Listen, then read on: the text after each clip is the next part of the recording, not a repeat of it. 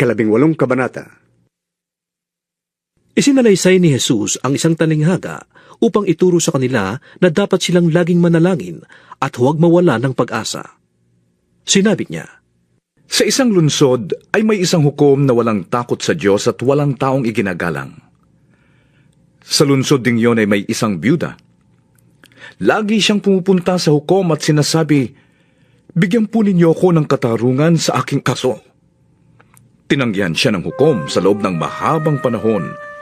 Ngunit nang malaunan ay sinabi ng hukom sa sarili, Kahit ako'y walang takot sa Diyos at walang iginagalang na tao, igagawad ko na ang katarungang hinihingi ng biyudang ito, sapagkat lagi niya akong ginagambala at baka mapagod ako sa kapupunta niya rito. at nagpatuloy ang Panginoon. Pakinggan ninyo ang sabi ng masamang hukom na yon. Ngayon, pagkakaitan kaya ng Diyos ng katarungan ang kanyang mga hinirang na dumaraing sa kanya araw-gabi? Sila kaya'y paghihintayin niya ng matagal? Sinasabi ko sa inyo, agad niyang igagawad sa kanila ang katarungan. Ngunit, pagbabalik ng anak ng tao sa daigdig na ito, may makikita pa kaya siyang mga taong nananalig sa kanya? Sinabi rin niya ang talinghagang ito sa mga taong mababa ang tingin sa iba at nag-aakalang sila'y matuwid. May dalawang lalaking pumasok sa templo upang manalangin. Ang isa'y Pariseo at ang isa na may maniningil ng buwis. Tumindig ang Pariseo at nanalangin ng ganito tungkol sa kanyang sarili. O Diyos, nagpapasalamat ako sa iyo sapagkat hindi ako katulad ng iba na mga magnanakaw, mandaraya, mga ngalunya, o kaya'y katulad ng maniningil ng buwis na yon. 2 beses akong nag-aayuno sa loob ng 1 linggo at nagbibigay pa ako ng 10 bahagi ng lahat ng aking kinikita. Samantala, ang maniningil ng buwis na may nakatayo sa malayo at di man lamang makatingin sa langit. Dinadagukan niya ang kanyang dibdib at sinasabi, O Diyos, mahabag po kayo sa akin na isang makasalanan.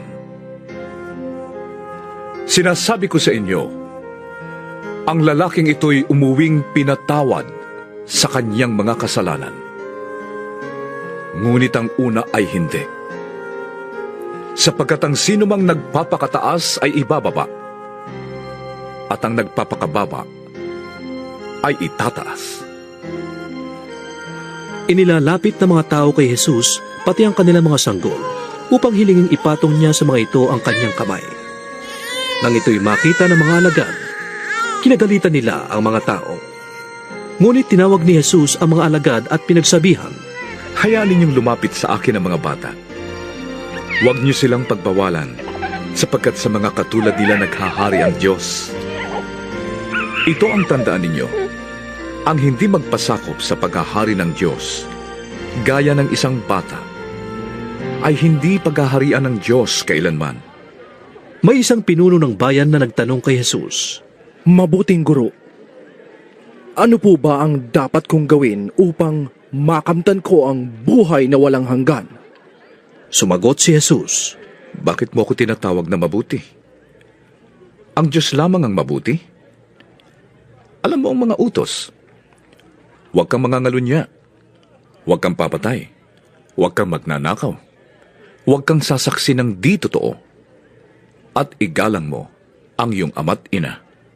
Sinabi ng lalaki, Ang lahat pong iyan ay tinutupad ko na mula pa sa aking pagkabata. Pagkarinig nito ay sinabi ni Jesus, Isang bagay pa ang kulang sa iyo. Ipagbili mo ang lahat ng iyong ari-arian at ipamahagi sa mga dukha ang pinagbilhan at magkakaroon ka ng kayamanan sa langit. Pagkatapos, bumalik ka at sumunod sa akin. Nalungkot ang lalaki nang marinig yon, sapagkat siya'y napakayaman. Nakita ni Jesus na nalulungkot ang lalaki, kaya't sinabi niya, Napakahirap pasakop sa paghahari ng Diyos ang mayayaman. Mas madali pang makaraan sa butas ng karayom ang isang kamelyo kaysa pasakop sa paghahari ng Diyos ang isang mayaman. Nagtanong ang mga naroong nakikinig. Kung gayon, sino po ang maliligtas? Ang hindi kayang gawin ng tao ay magagawa ng Diyos. Tugon ni Jesus. Nagsalita naman si Pedro. Panginoon, iniwan po namin ang aming tahanan at sumunod sa inyo. Sinabi sa kanila ni Jesus.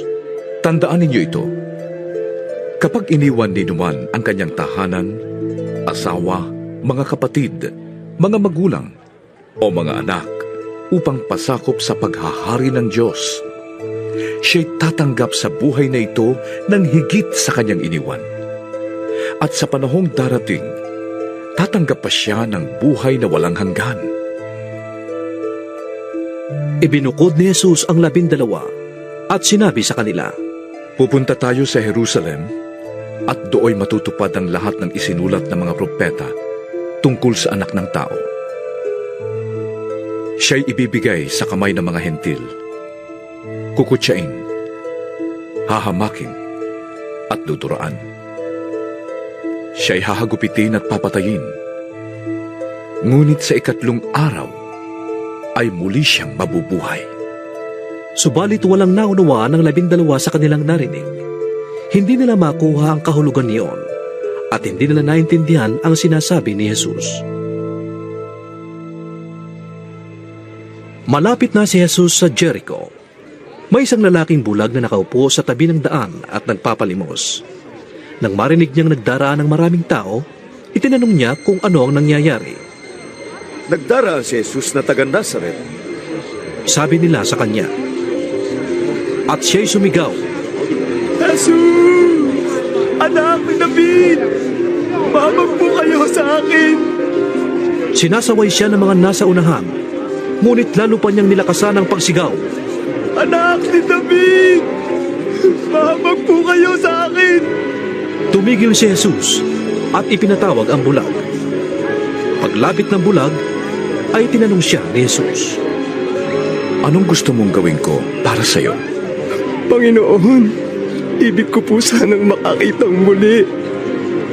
Sagot niya. At sinabi ni Jesus, Mangyari ang ibig mo. Pinagaling ka ng iyong pananampalataya. noon di nakakita ang bulag at sumunod kay Jesus na nagpuri sa Diyos. Nang makita ito ng mga tao, silang lahat ay nagpuri sa Diyos.